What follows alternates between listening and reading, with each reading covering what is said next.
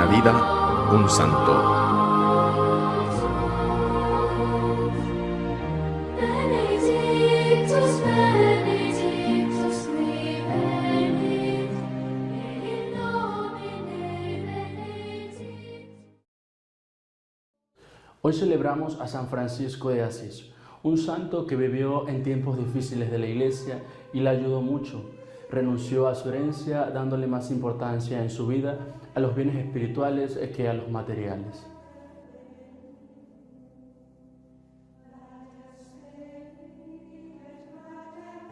Francisco nació en Asís, Italia, en 1181 o 1182, hijo de un rico burgués comerciante de telas. Siguiendo con los tópicos, peleó en una guerra en la que fue hecho prisionero y estuvo a punto de ir a otra, cosa que no llevó a cabo porque oportunamente le detuvo el Señor. Su padre comerciaba mucho con Francia y cuando nació su hijo estaba fuera del país. Las gentes apodaron al niño Francesco el francés, aunque éste había recibido en su bautismo el nombre de Juan. En su juventud no se interesó ni por los negocios de su padre ni por los estudios. Se dedicó a gozar de la vida sanamente, sin malas costumbres ni vicio. Gastaba mucho dinero, pero siempre daba limosna a los pobres. Cuando Francisco tenía como unos 20 años, hubo pleito y discordia entre las ciudades de Perugia y Asís. Francisco fue prisionero un año y lo soportó con alegría. Cuando recobró la libertad cayó gravemente enfermo. La enfermedad fortaleció y maduró su espíritu. Cuando se recuperó, decidió ir a combatir en el ejército. Se compró una costosa armadura y un manto, que regaló a un caballero mal vestido y pobre. Llamado por Cristo a un seguimiento radical, despreció las glosas y las interpretaciones del Evangelio y se dedicó a practicarlo al pie de la letra.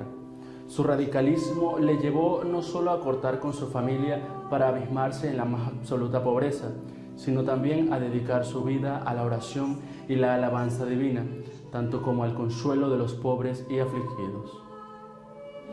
Dejó de combatir y volvió a su antigua vida, pero sin tomarla tan a la ligera.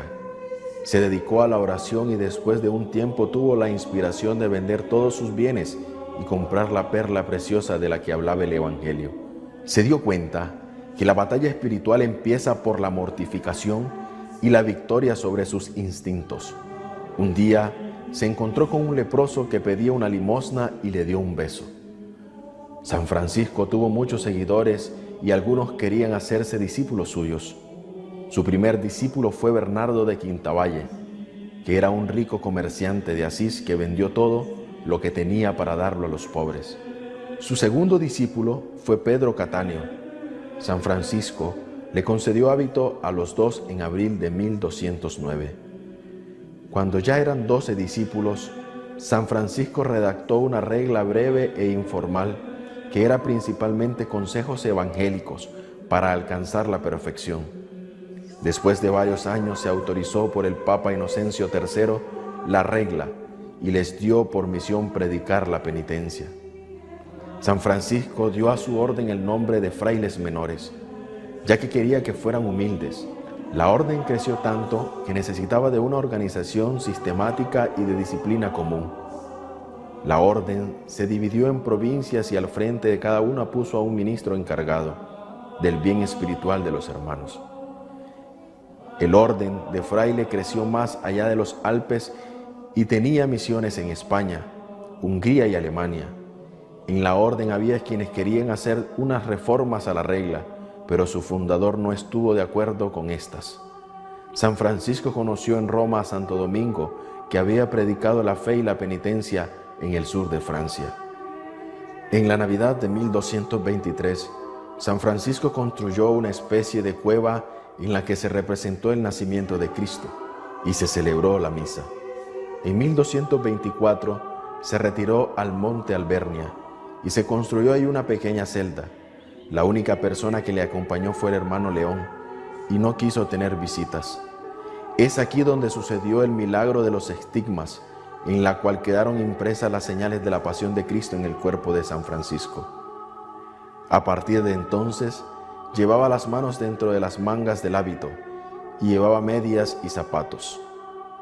La salud de San Francisco se fue deteriorando. Los estigmas le hacían sufrir y le debilitaron, y ya casi había perdido la vista. En verano de 1225 lo llevaron con varios doctores porque ya estaba muy enfermo. Pero antes de morir dictó un testamento en el que les recomendaba a los hermanos observar la regla y trabajar manualmente para evitar la ociosidad y dar buen ejemplo.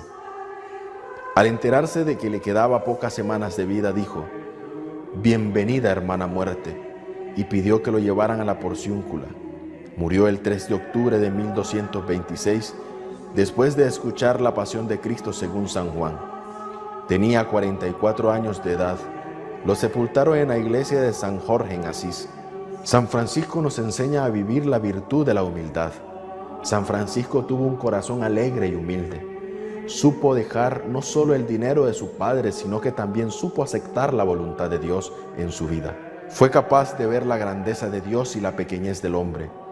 Veía la grandeza de Dios en la naturaleza. La Iglesia celebra la fiesta de San Francisco el 4 de octubre. ¿Qué nos enseña la vida de San Francisco? Nos enseña a vivir la virtud de la humildad. San Francisco tuvo un corazón alegre y humilde.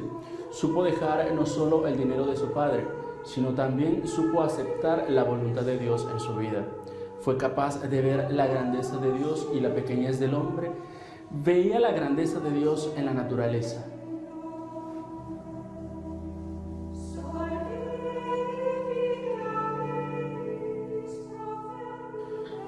Nos enseña a saber contagiar ese entusiasmo por Cristo a los demás, predicar a Dios con el ejemplo y con la palabra.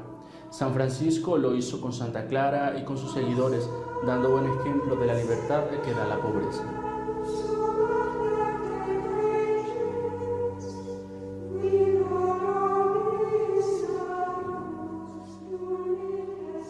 Nos enseña el valor del sacrificio.